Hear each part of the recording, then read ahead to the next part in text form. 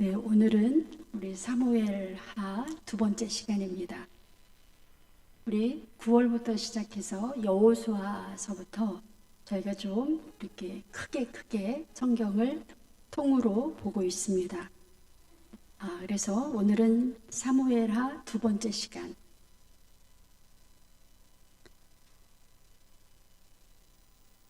네, 사무엘하 두 번째 시간 시작하겠습니다.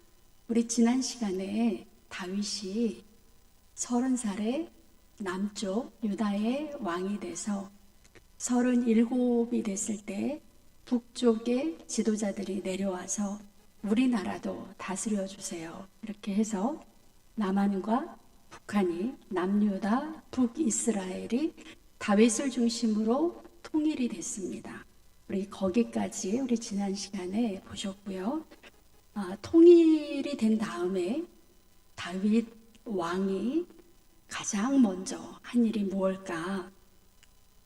나라를 통치하는 데 있어서 가장 중요한 게 무엇일까? 우리가 생각을 해보시면서 오늘 본문을 같이 보시겠습니다.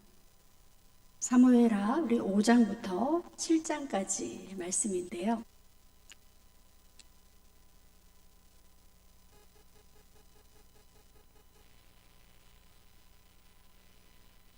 네, 주제가 떴습니다. 다윗이 남한, 남유다, 북이스라엘 그 통일 왕이 된 다음에 가장 먼저 한 것이 예루살렘으로 수도를 이전했다는 그런 일입니다. 예루살렘으로 수도를 이전했다. 저게 왜 중요한가 하는 것을 이제 우리나라 상황에 맞춰서 한번 생각을 해보겠습니다. 우리나라는 지금 남과 북으로 나뉘어져 있어요. 그래서 지금 남쪽의 수도는 서울이고 북쪽의 수도는 평양입니다. 그런데 우리나라가 우리 성경 우리 지난 시간에 배운 것처럼 피 흘리지 않고 남북한이 통일이 됐다고 한번 가정을 해보겠습니다. 얼마나 좋겠어요? 남북한이 통일이 됐습니다. 그러면 뭐부터 해야 될까요? 남한, 북한을 다 다스려야 되는데 뭘부터 하면 좋을까? 그래서 수도를 어디로 정하는 게 좋을까? 만약에 이제 남한이 중심이 돼서 저렇게 통일을 했을 경우에 수도를 그대로 서울로 두면 어디가 굉장히 섭섭해 할까요? 네, 북쪽에서 섭섭해 하겠죠. 그래서 이제 북쪽의 입장을 생각해서 수도를 만약에 평양으로 옮긴다면 또 남쪽에 있는 사람들이 그것도 또 아닌 것 같죠. 그러면 여러분들은 아이디어를 막 내보시기 바랍니다. 우리나라가 통일이 됐을 때 수도를 어디로 하는 게 좋을까? 혹시 좋은 의견 있으세요? 생각해 보셔야죠. 네, 큰 소리로. 네, 저런 상황입니다. 우리나라하고 이제 상황이 많이 비슷해서 여러분이 한번 생각을 해보시라고 우리나라 이야기를 잠깐 했습니다. 그러면 우리 성경에서 남유다, 북이스라엘이 수도, 특히 다윗이 수도를 이전을 했는데, 네. 이제 지난 시간에 북쪽에 이제 북한, 북이스라엘 수도, 그러니까 이스보셋이 왕이 됐을 때 수도를 마하나임이라는 곳으로 옮겼어요. 북쪽으로 동쪽으로 블레셋이라고 하는 나라하고 좀 멀리 떨어진 곳으로 그렇게 옮겼습니다. 그런데 이제 통일이 돼서 다윗이 수도를 어떻게 했을까 하는 거예요. 통일 왕국에 대한 다윗은 수도를 예루살렘으로 옮겼습니다. 그래서 우리가 저 사건을 지도로 한번 볼게요. 우리나라처럼 남북으로 길쭉하죠. 저 위쪽에 갈릴리 호수 밑으로 쭉 내려오는 요단강 밑에 사해가 있습니다. 분홍색으로 되어 있는 게 남유다. 그 위에 하늘색보다 약간 좀 옅은 색이 북이스라엘이에요. 그래서 남유다의 수도는 헤브론입니다. 남쪽에 있죠. 그 다음에 북쪽의 수도는 마하나임이라고 좀 동쪽으로 치우쳐서 저 위쪽에 있습니다. 그런데 다윗은 수도를 어디로 옮겼어요? 예루살렘으로 옮겼어요. 딱 저 지도의 구도를 보시면 어떻습니까? 중간쯤 옮긴 것 같죠? 저렇게 옮긴 것을 우리 같이 해보겠습니다. 북이스라엘의 수도는 마하나임, 남유다의 수도는 헤브론, 다윗의 통일 왕국의 수도는 예루살렘. 잘하셨습니다. 그래서 우리가 다윗이 수도를 저렇게 옮긴 이제 그 의미를 좀 살펴보겠습니다. 예루살렘을 수도로 결정한 이유에는 여러 가지가 있는데요.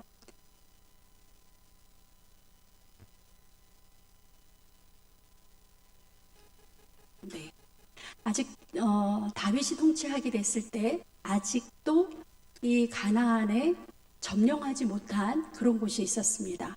그게 바로 이 예루살렘이었어요. 예루살렘은 원래 여부스 족속이 살고 있던 정복하지 못한 그런 땅이었습니다. 여호수아가 정복을 못해서 사실은 가나안 땅에 들어갔을 때 약속의 땅을 1차적으로 성취한 사람이 여호수아이긴 하지만 완벽하게 다 성취는 못했는데요. 다윗이 저 여부스 족속의 저 예루살렘을 정복해서 다윗이 완벽하게 다 땅을 정복했다라고 정리를 하시면 될 것 같고요. 그러니까 점령하지 못한 땅을 정복했다라는 거. 그 다음에 또 한 번의 이유는 남유다의 수도가 헤브론인데 남쪽 그 지파의 수도로 만약에 통일왕국의 수도를 정했다면 남유다 사람들은 되게 좋아했을 텐데 북이스라엘 사람들이 그럴 때 하는 말 있죠. 우리 굉장히 좋아하는 줄 알았는데 북이스라엘도 굉장히 챙기고 사랑하는 줄 알았더니 역시 통일되고 나니까 본색이 드러나서 가제는 어디 편? 개편. 그러니까 다윗이 유다지파 출신이니까 저거 봐. 유다지파만 이렇게 챙기잖아. 할 수 있는 그런 오해의 소지가 있습니다. 헤브론이라고 하는 남유다의 수도는. 그래서 북이스라엘 사람들에게는 굉장히 불편한 그런 상황입니다. 그리고 아까 우리 지도에서 보셨지만 중간에 위치하고 있어요. 그래서 북쪽 사람들이 이 예루살렘에 오기도 편하고 남쪽 사람들이 예루살렘으로 올라가기도 편하고 그래서 행정의 효율을 가장 잘 높일 수 있는 그리고 또 예루살렘은 천연의 요새예요. 그래서 웬만하면 침략을 받지 않고 이 성은 정복당하기 참 어려운 그런 성입니다. 그래서 다윗이 통일되고 나서 가장 먼저 한 일이 어디로 수도를 옮겼다? 예루살렘으로 수도를 옮겼다. 남유다 수도도 아니고 북이스라엘의 수도도 아닌 제3의 장소에서 통일왕국의 수도를 정해서 남쪽 사람하고 북쪽 사람의 마음을 하나로 묶을 수 있는 그런 장소로 수도를 옮겼습니다. 그래서 우리가 잠깐 정리를 하면 우리가 예루살렘이라고 알고 있는 저 예루살렘 성이 성경에서는 여러 가지 이름으로 나와요. 여부스 사람들이 살고 있던 그래서 여부스성 또는 시온성 또는 다윗성 예루살렘 다 똑같은 말입니다. 한번 읽어볼까요? 여부스부터 시작. 여부스, 시온성, 다윗성, 예루살렘. 이렇게 여러 가지 이름으로 나오지만 다 예루살렘을 가리키고 있다고 보겠습니다. 이렇게 성을 이제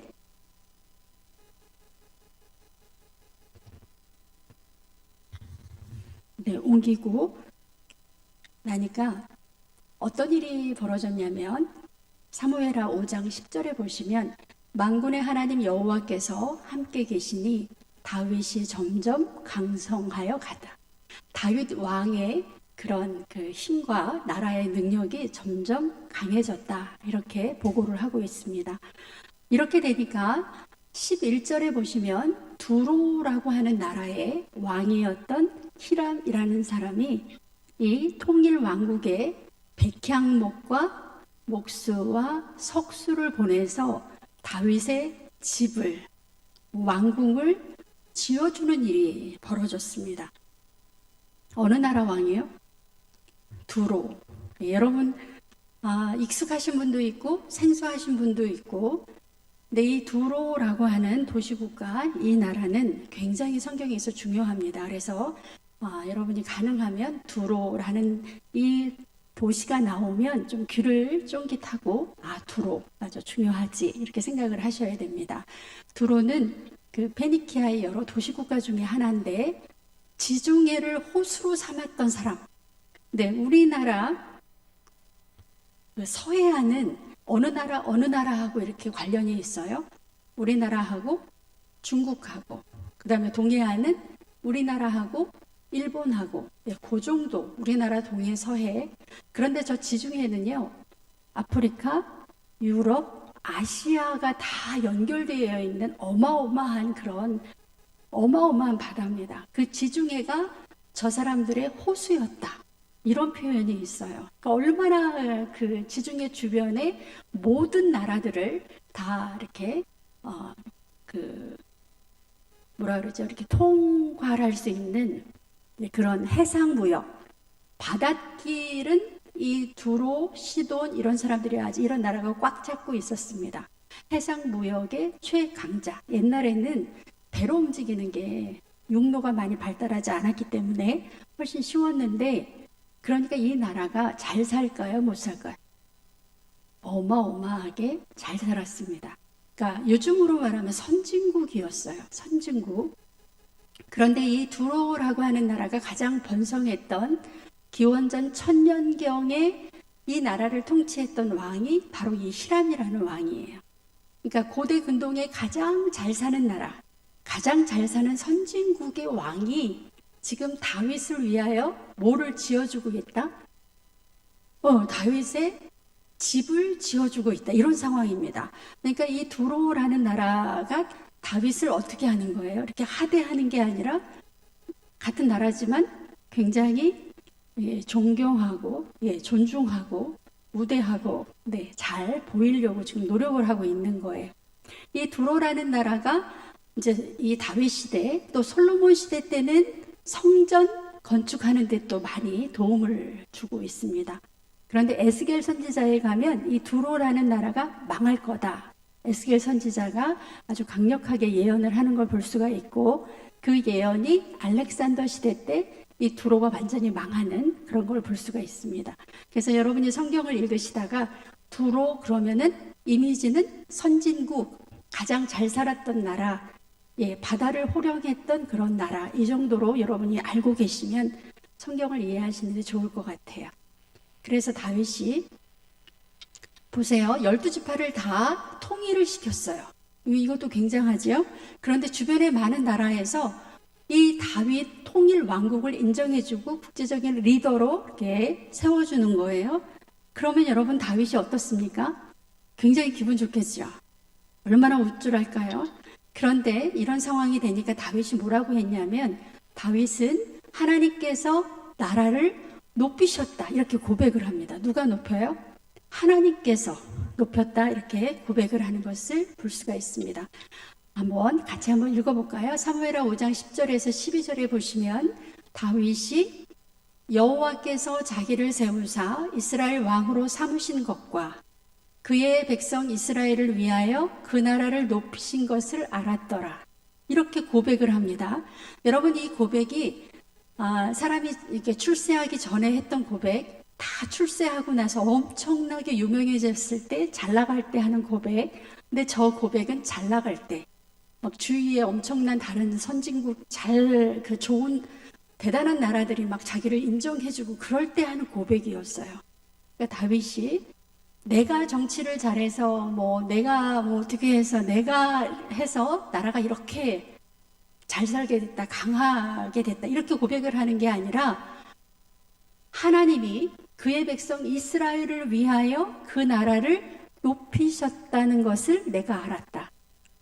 네, 이런 고백을 할 수 있다는 것이 다윗의 위대한 점이라고 하겠습니다.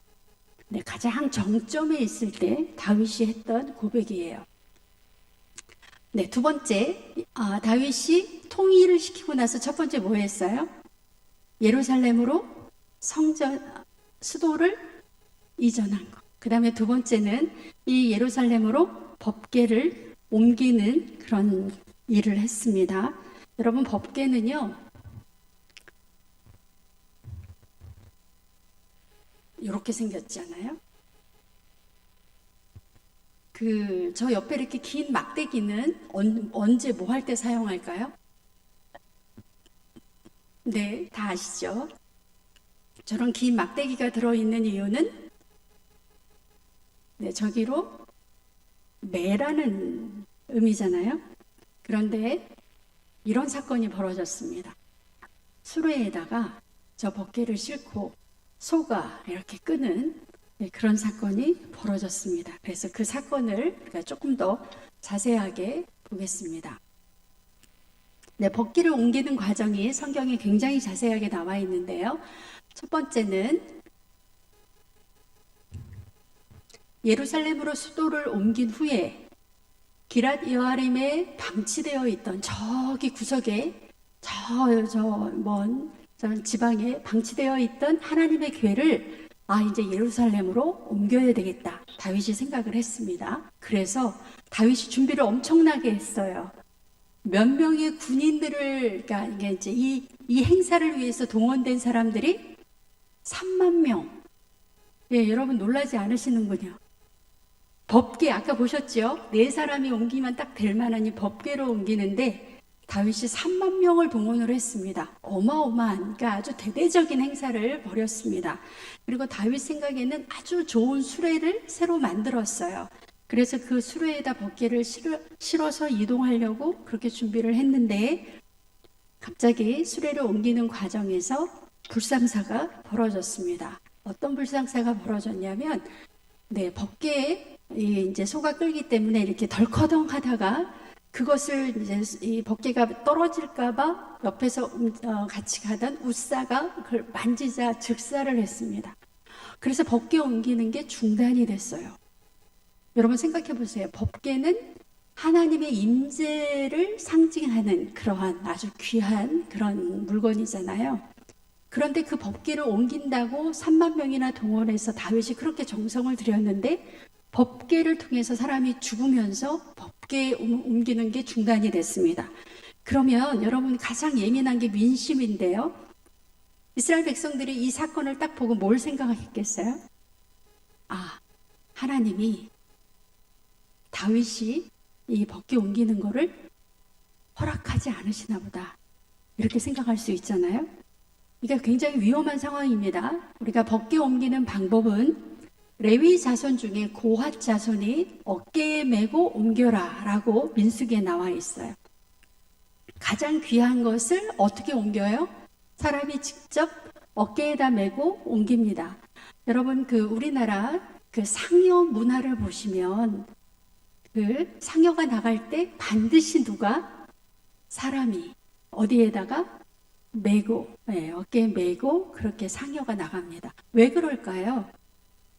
왜 아무리 비탈길 길이 없고 막 이래도 반드시 상여는 수레에 실지 않습니다. 왜 그럴까요? 우리가 그 상여를 수레에 싣는 순간 뭐가 되죠? 상여는 짐짝이 돼요. 덜커덩 하면서 마치 죽은 사람을 갖다 버리는 것 같은.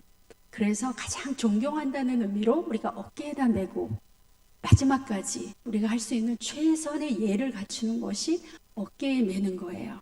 똑같은 방법으로 법궤가 그만큼 우리에게 소중하고 또 하나님의 임재가 있는 그런 장소이기 때문에 그런 물건이기 때문에 반드시 어깨에 메라. 그런데 다윗이 저런 세부적인 상황을 몰랐다는 것을 알 수가 있습니다. 그래서 다윗이 열심히 공부했겠죠. 왜 안 됐을까? 왜 사람이 죽었을까? 그래서 석 달이라는 시간이 걸렸습니다. 석 달 후에 이 하나님의 방법을 민수기 4장 15절이라는 이 말씀이 있다는 걸 알고 하나님의 방법으로 어깨에다 메고 법궤를 옮겼습니다. 옮겨졌을까요?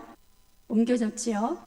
예, 황소를 잡아서 화목제와 번제를 드리고 하나님 앞에서 춤을 추며 기뻐하는, 이렇게 해서 법궤 옮기는 과정이 끝났습니다. 여러분, 다윗이 얼마나 놀랬겠어요? 그래서 다윗이 법궤를 옮기는 과정에서 아주 중요한 것을 깨달았습니다. 사람이 정성을 들이는 것도 중요한데 그거보다 더 중요한 게 뭐다? 네, 열심, 네, 정성, 물론 다 좋은데 하나님이 원하시는 방식이 있어요. 그 방식대로 하지 아니하면 하나님이 기쁘게 받지 않으신다는 거죠. 또 하나는 아무리 다윗이 3만 명의 사람을 동원해서 그렇게 이 엄청난 일을 벌일 때 여러분, 아유, 그것쯤이야. 그걸 뭐라 그러죠? 다윗이 하는데, 왕이 하는데 그거 하나쯤이야? 눈 감아줄 수 있고 그냥 적당히 넘어갈 수 있고. 그런데 우리 하나님은 아무리 왕이라도 아무리 다윗이라도 아닌 건 아니에요. 그러니까 왕일수록 더 어떻게 해야 된다? 철저하게 하나님의 말씀대로, 그러니까 본이 되도록 하나님 앞에서 법궤 옮기는 저렇게 어떻게 보면 방법을 이야기할 때 별거 아닌 것 같은데도 하나님은 허락하지 않았다는 것을 볼 수가 있습니다. 그래서 우리가 뭐 교회 일을 하든지 사람 관계에서 그냥 적당히 해, 뭐 이렇게 그냥 막 이렇게 넘어가는, 근데 사실은 하나님이 원하시는 방법대로 일을 진행하는 것이 굉장히 중요하다 하는 것을 우리가 이 본문에서 봅니다. 그래서 다윗이 법궤를 예루살렘 성전에 옮겨놨어요. 그런데 다윗에게 사무엘하 7장에 가면 1절에 한번 같이 읽어보겠습니다. 여호와께서 주위의 모든 원수를 무찌르사 왕으로 궁에 평안히 살게 하실 때에, 이제 다윗이 더 이상 뭐 이렇게 아주 편안해지는, 참 좋은 그런 때에 다윗이 생각하는 게 2절, 왕이 선지자 나단에게 이르되 볼지어다 나는 백향목 궁에 살거늘 하나님의 궤는 휘장 가운데 있도다. 다윗이 어렵고 힘들 때 내가 왜 이렇게 어려울까? 내가 뭘 잘못했나? 내가 하나님한테 뭘 더 잘해야 되나? 그래서 저 궤가 보였다면 그래, 이게 간절함이 있으니까 저런 게 보였을 거야. 근데 그게 아니고요. 다윗은 지금 최고로 좋은 상태입니다. 너무나 편안히 왕궁에서, 그것도 아까 우리가 보셨지만 당대 최고의 나라 두로에서 최고의 기술자를 보내서 멋있게 지은 그런 백향목 궁에 있는 거예요. 더 이상 뭐 바랄 것도 없고 부족한 것도 없는데 그렇게 잘 나갈 때 하나님이 생각이 났다는 거죠.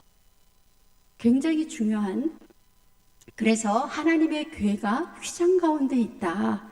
근데 이제 하나님이 나중에 뒤에서 보시면 나는 원래 휘장 가운데, 이스라엘 백성 가운데 휘장 가운데 그 장막 가운데 내가 있어서 어느 민족에게 나를 좀 좋은 데 있게 해달라고 한 번도 얘기한 적이 없다 나는. 근데 그럼에도 불구하고 다윗이 이렇게 성전을 짓겠다고 하니, 여러분, 해달라고 했을 때 해주는 거 뭐 좋은 거죠? 근데 해달라고도 안 했는데 해주는 거 어떻습니까?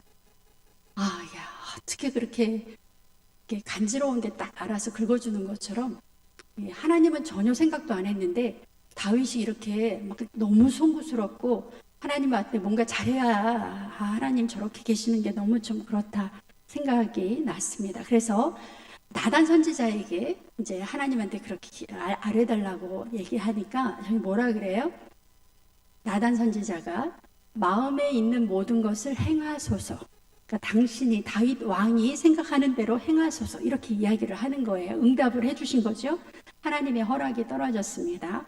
그리고 하나님이 그는 내 이름을 위하여 집을 건축해 주니, 하나님은 그의 나라 그러니까 왕이 되게 하는 것뿐만 아니라 왕위를 영원히 그 집안에서, 다윗 집안에서 왕이 나게 해주겠다. 이렇게 하나님의 응답이 주어졌습니다. 보세요. 내 집과 내 나라가 내 앞에서 영원히 보존되고 내 왕위가 영원히 경고하리라 하셨다 하라. 우리 하나님은 우리가 하나님 내가 이렇게 드립니다. 하나님 내 마음을 받으세요. 그러면 하나님은 그 마음을 받으시고 몇 배로 돌려주실까요? 네, 분단별로 할까요? 여기 몇 배로 돌려주실까요? 네, 절로 넘어갑니다. 몇 배로 돌려주실까요? 네, 저 사건을 보면 다윗이 나는 이렇게 좋은 데 사는데 하나님의 그 법궤가 너무 초라하다. 그래서 하나님 그 성전을 짓겠다고 한 거였는데 하나님은 다윗의 왕위를 그 집안을 대대손손 지켜주겠다. 누가 더 손해예요? 이게 아니죠. 누가 더 대박 났어요? 다윗이 대박이 났죠. 네, 하나님이 어마어마하게 다윗을 축복을 해주십니다. 그래서 다윗이 이제 하나님의 성전을 짓겠다고 생각을 하고 준비를 해요. 다윗이 준비를 하는데 먼저 사람이 있어야 일을 하잖아요. 그래서 사람 준비를 합니다. 일할 사람 준비를 하는데 보시면 가장 먼저 다윗이 성전을 못 짓잖아요. 피를 많이 흘려서. 그래서 그의 아들 솔로몬이 이제 성전을 짓게 되는데 솔로몬에게 뭐라고 이야기를 합니까? 네, 솔로몬에게 이 성전에 대해서 당부하는 거 이제 조금 이따 보시겠습니다. 그 다음에 솔로몬만 잘 알고 있으면 되는 게 아니라 그 밑에 그 같이 성전을 짓기 때문에 누가 옆에서 도와줘야 돼요? 레위 지파 사람들과 제사장이 도와줘야 돼요. 그래서 레위 지파 사람들과 또 제사장들의 그런 그 계열을 정리해서 누구는 성전 짓는데 일을 하고 누구는 제사장 역할을 계속하고 이렇게 이제 그런 교통 정리를 해줍니다. 그 다음에 뭐 성전이 짓게 되면 노래하는 사람들, 문지기 뭐 이런 사람들도 있어야 되겠고요. 또 여러 가지 행정 조직이 일을 하는 데 있어서 조직적으로 움직이려면 또 이렇게 조직이 필요하잖아요. 이런 것을 다윗이 다 생각을 해서 준비를 해줍니다. 네, 자기 아들에게 후임 왕에게는 뭐라고 당부를 하냐면 솔로몬에게 이렇게 말을 합니다. 너는 강하고 담대하게 이 일을 행하라. 성전 짓는 일이 결코 쉬운 일이 아니잖아요. 두려워하지 말며 놀라지 말라. 내가 여호와의 성전 공사의 모든 일을 마치기까지 여호와 하나님 나의 하나님이 너와 함께 계시사 내게서 떠나지 아니하시고 너를 버리지 아니하시리라. 우리가 이제 성경을 읽다 보면 하나님의 일을 하는 사람에게는 반드시 하나님이 꼭 하시는 말씀이 있어요. 내가 너와 함께 하겠다. 네, 하나님의 일을 하면 하나님이 반드시 너와 함께 하겠다라고 하나님이 옆에서 같이 해주십니다. 그러니까 일은 누가 하는 것 같아요? 내가 하는 것 같은데 사실은 누가 하시는 거예요? 하나님이 하시잖아요. 하나님이 반드시 함께 해주시겠다. 너에게서 떠나지 아니하시고 너를 버리지 아니하시리라. 이걸 누구에게 지금? 아버지 다윗이 아들 솔로몬에게, 또 다른 말로 하면 선 왕이었던 다윗 왕이 후임 왕이 성전을 건축해야 되기 때문에 솔로몬 왕에게 당부하는, 다짐하는 이제 그런 내용입니다. 그 다음에 또 아까 제사장과 레위 사람들의 그러니까 이제 전체의 반이 하나님의 성전의 모든 공사를 도와줄 거다. 반은 그대로 이제 제사를 계속 지내야 되는 거고, 반은 성전 공사에 투입이 돼서 성전을 뭐 이렇게 지어라 저렇게 지어라 여기는 이렇게 도와줄 거 아니에요. 그 다음에 또 누가 있어야 되겠죠? 기술자가 있어야 되겠죠. 그 다음에 실제로 일을 하는 모든 지휘관과 백성이 있어야 성전 건축이 가능합니다. 여기 본문이 어디냐면 역대상이에요. 아까 우리는 지금 사무엘 하를 하는데 사무엘 하에서는 저런 내용이 이렇게 자세하게 안 나오는데 평행 본문이라고 하죠. 사무엘 하하고 역대상 저기가 같은 내용을 다루고 있는데 역대상에 가면 다윗이 얼마나 꼼꼼하게 성전 건축을 위해서 애쓰고 수고했는가가 아주 잘 나와 있어요. 그러니까 역대상으로 가면 누가 어마어마하게 부각이 된다? 다윗이. 그래서 똑같은 내용을 다루고 있는 성경의 두 본문, 사무엘 하하고 역대상하고 볼 때, 다윗이 정말 꼼꼼하다.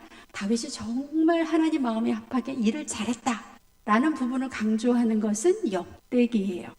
그래서 이제 저 본문은 어디에 안 나와 있다? 사무엘 하에 안 나와 있어요. 역대기에서만 볼 수 있는 중요한 본문입니다. 저렇게 다윗이 성전을 짓는데 사람들을 잘 이렇게 준비해 놨어요. 그러면 그 다음에 뭘 준비해야 될까요? 뭐가 있어야 성전을 건축하죠? 네. 대답하셨나요? 돈이 있어야. 예.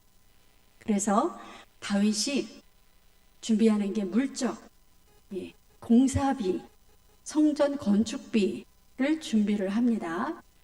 이제 건축 그 비용도요. 다윗 자신이 준비하는 게 있었고, 그다음에 또 누가 준비를 했나요? 이스라엘의 다윗 밑에 지도자들도 준비를 했고요. 그다음에 온 백성이 준비를 했습니다. 저게 무슨 말이냐면 다윗이 왕이었잖아요. 그러니까 나라 차원에서 준비하는, 나라 돈으로, 요즘 말하면 국비로 준비하는 성전 건축 비용이 있어요. 네, 그걸 한번 보겠습니다. 그거 보기 전에 우리가 이제 여기를 보다 보면 달란트라고 하는 이게 많이 나오는데요. 달란트가 뭔가 무게 단위예요, 무게. 무게 중에서도 최대. 무게를 이야기할 때 가장 큰 단위가 달란트예요. 그런데 시대와 나라마다 조금씩 이 단위가 달랐다. 무슨 말이냐면 구약 시대에는 이제 금을 예를 들면 금 34kg이 한 달란트예요. 네, 표정들이 어떠시나? 예, 우리 요새는 쌀이 이렇게 뭐 한 가마씩 안 사잖아요. 그럼 몇 킬로그램씩 사시나요? 40kg? 20kg? 또 잘 안 드시는 분은 10kg. 그런데 금이 34kg이 한 달란트래요.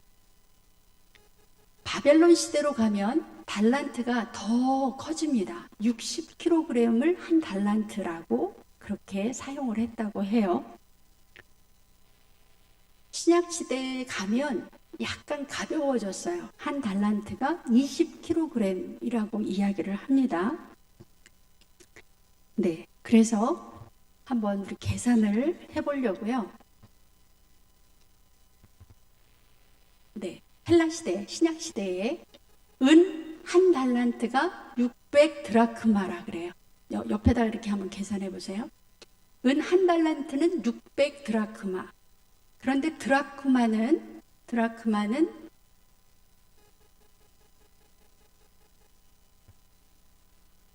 노동자 하루 품삯이래요.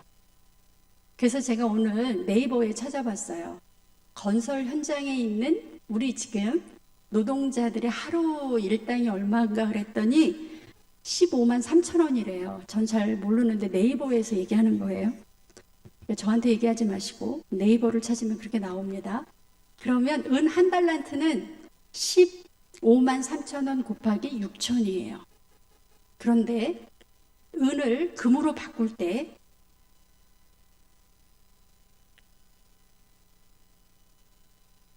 금으로 바꾸면 금 한 달란트는 은 달란트의 15배의 가치가 있대요. 그러니까 15만 3천 원 곱하기 6천 곱하기 15 하면 금 한 달란트의 요즘 가치로 계산이 나와요. 제가 계산했거든요. 137억이에요. 137억. 또 저기 금 얘기를 해서 제가 한국 금 거래소에서 골드바 있잖아요. 골드바. 그게 그 1kg짜리가 있더라고요. 그게 8천만 원이래요. 근데 아까 저 20kg이라고 그랬으니까 8천만 원 곱하기 20 하니까 160억이 나와요. 지금 이게 뭐 얘기하는 거예요?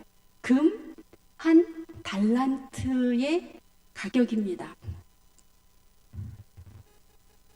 저 자료는요, 저기 자료가 약간씩 다 달라서 어쨌든 저는 저기에서 가져왔어요. 성경에서 은 2달란트 이야기가 있어요. 여러분 읽어보셨을 거예요.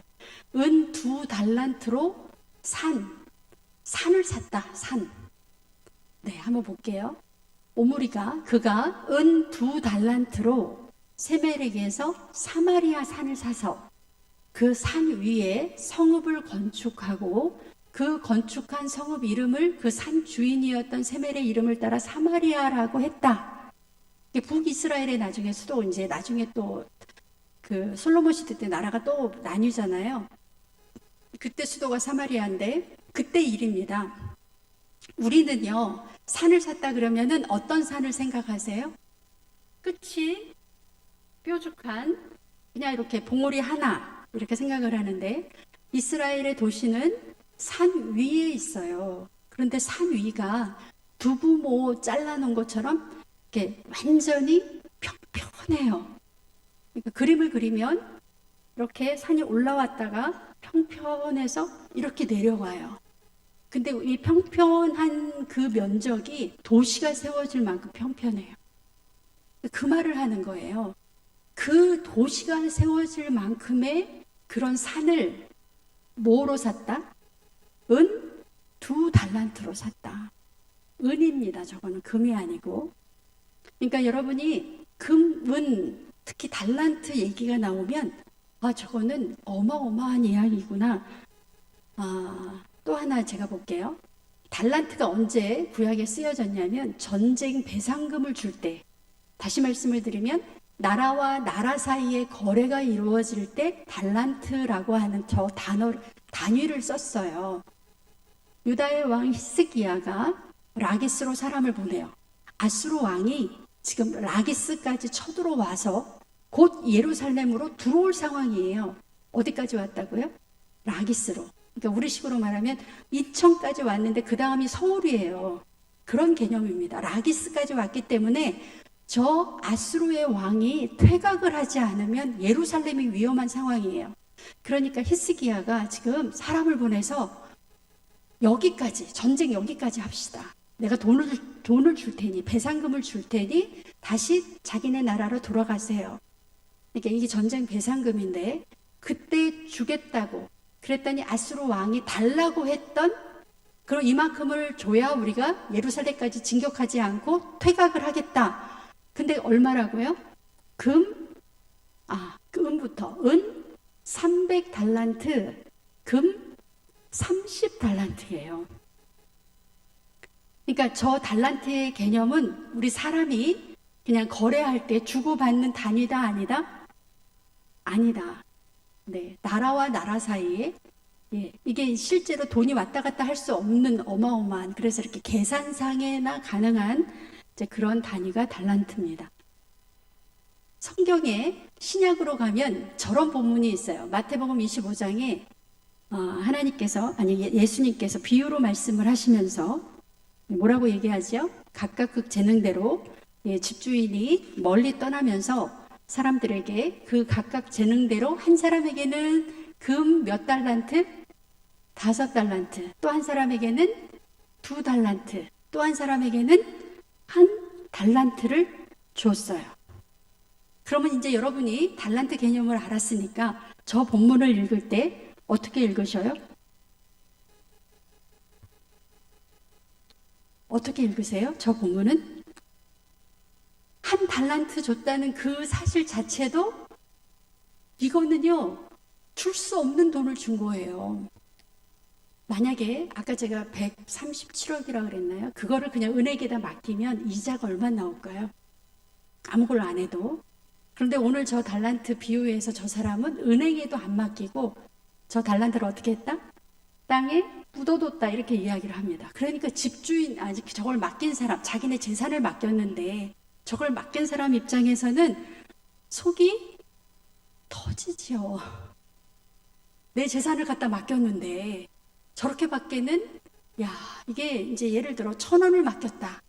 아니면 10,000원을 맡겼다, 한 10만 원을 맡겼다 그러면 그럴 수 있어요. 그런데 단위가 달란트를 맡겼다 그럴 때는 다르다는 거예요. 그때 왜 예수님이 저렇게 표현을 했을까요?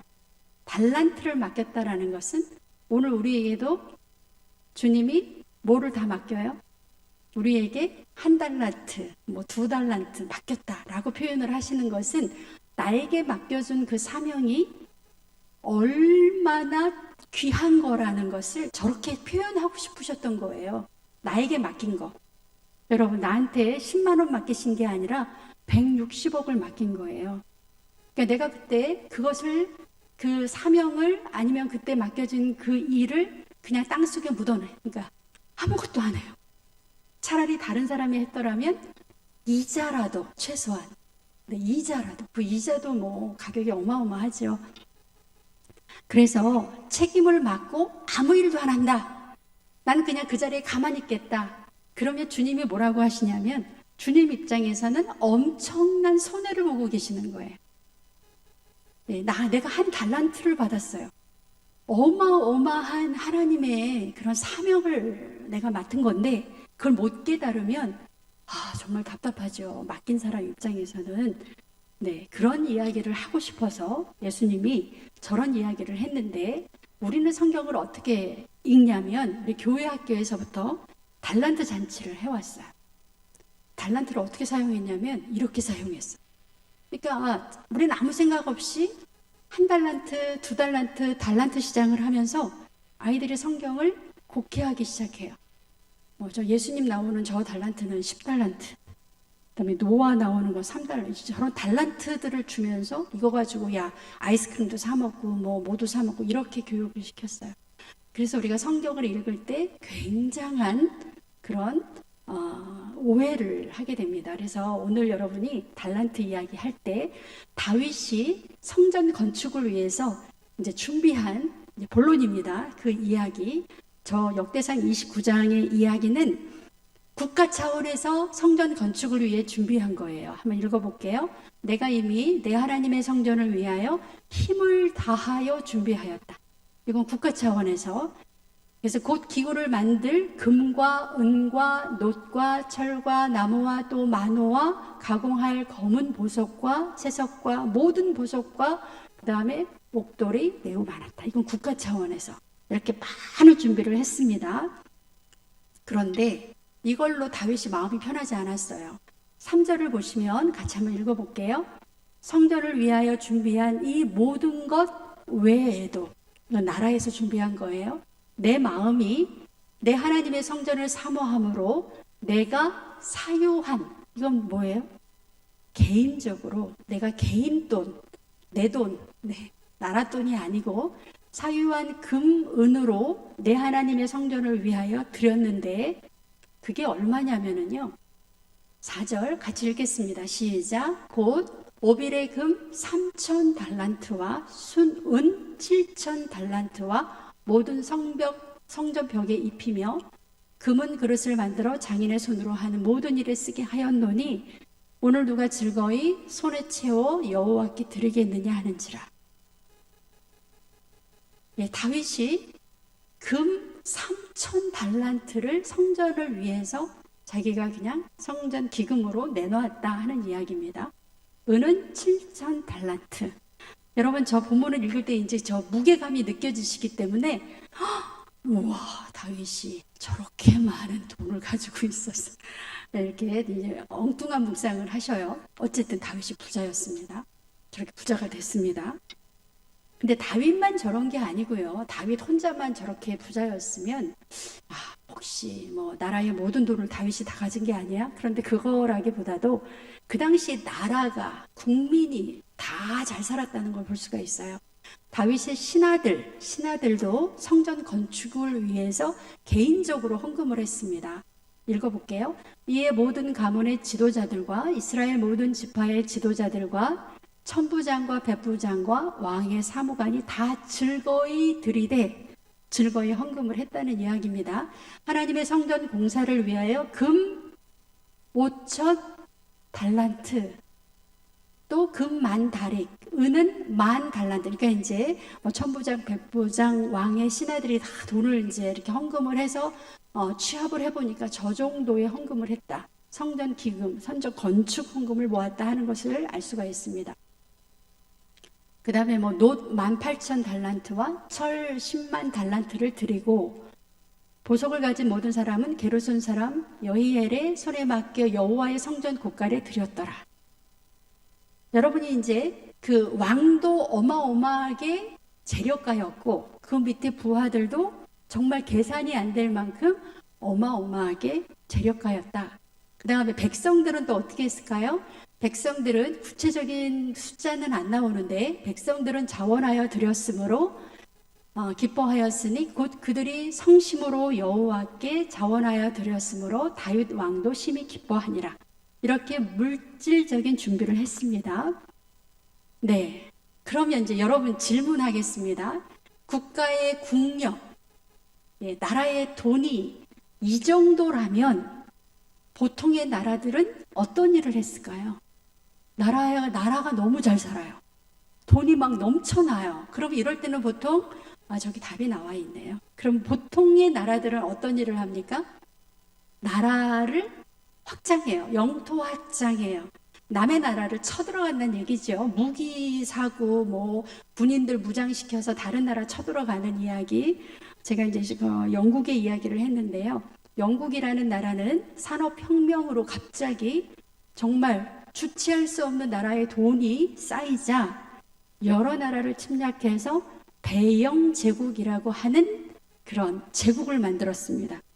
우리는 대영 제국하면 이미지가 굉장히 좋아요. 그런데 영국이 만들었던 대영 제국 안에 들어가 있던 나라, 아프리카, 아시아, 또 저기 아메리카, 거기에서는 어떤 일이 벌어졌냐면 영국이 아프리카의 흑인들을 사는 것도 아니죠. 그냥 잡아다가 저기 아메리카의 그 무슨 농장이죠?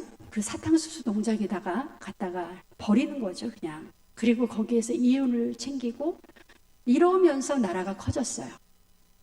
저렇게 나라가 갑자기 돈이 많아지거나 갑자기 이렇게 부해지고 나라 국력이 대단해지면 저렇게 제국으로 갑니다. 제국의 길로 갑니다.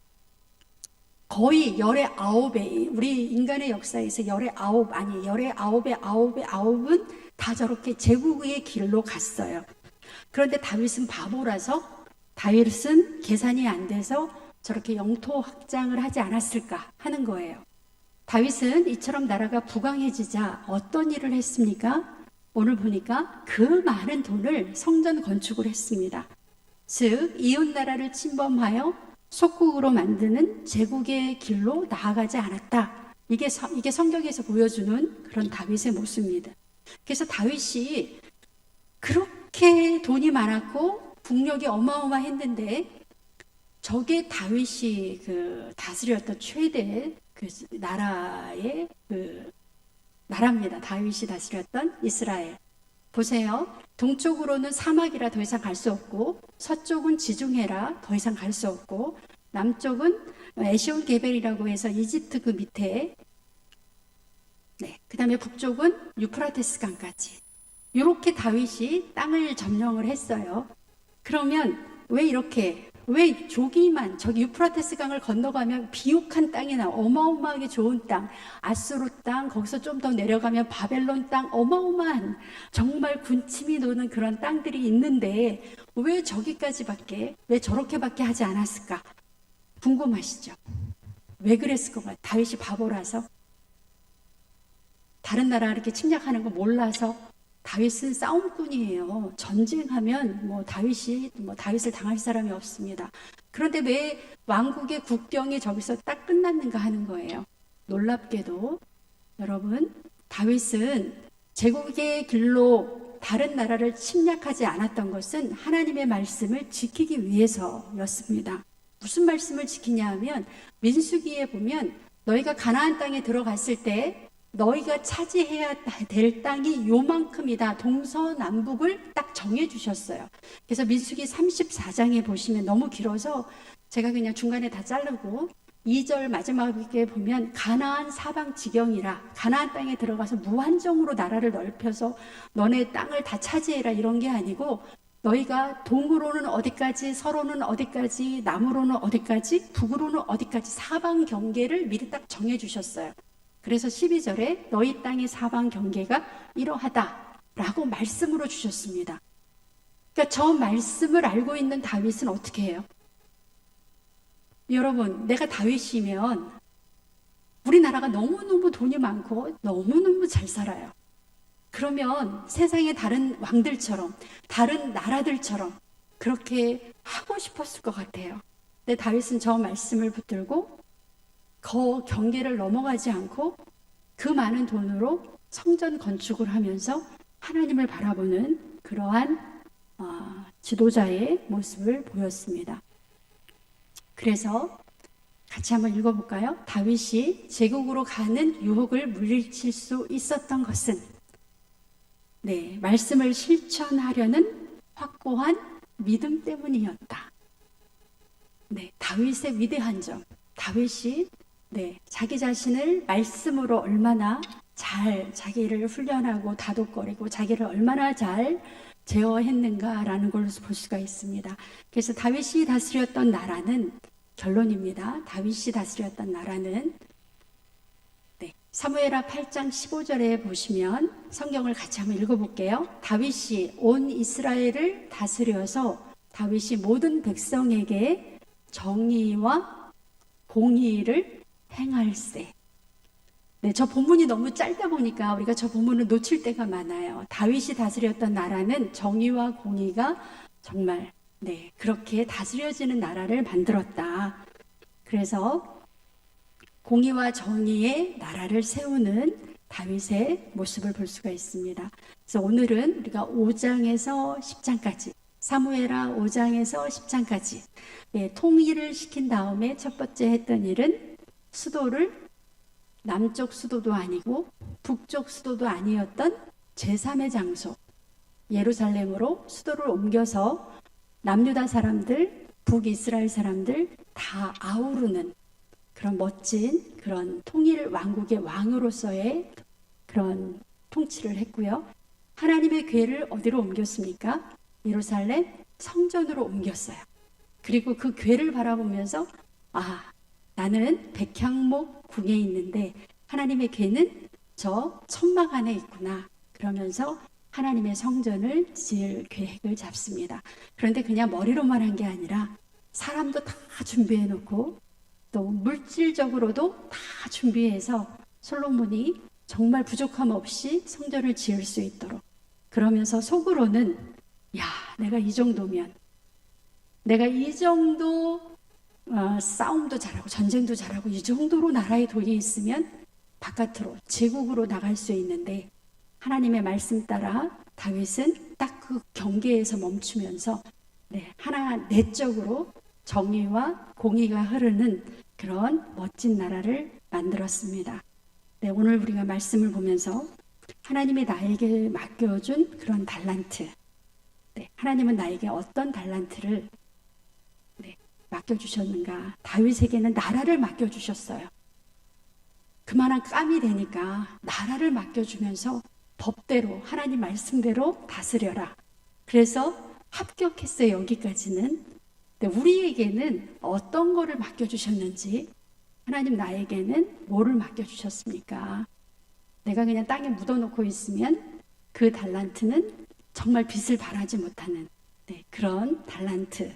그래서 오늘은 다윗은 하나님이 나라를 맡겨주셔서 정말 멋있게 자기의 사리사욕이 들어가지 않은 그런 정치를 한 것을 볼 수가 있습니다. 오늘 우리 한일교회 그래도 이렇게 앉아 계시니까 뭐라 그러죠? 살맛 나네요. 너무 좋아요. 너무 감사하고요. 우리가 말씀으로 우리를 무장해서 정말 나에게 맡겨주신, 나를 하나님이 그래도 참 믿으시고 나에게 맡겨주신 많은 사명들이 있는데, 다윗처럼 그렇게 멋지게 하나님의 일을 잘 감당하는 저와 모든 우리 한일교회 성도님들 되시기를 기도합니다. 기도하시겠습니다.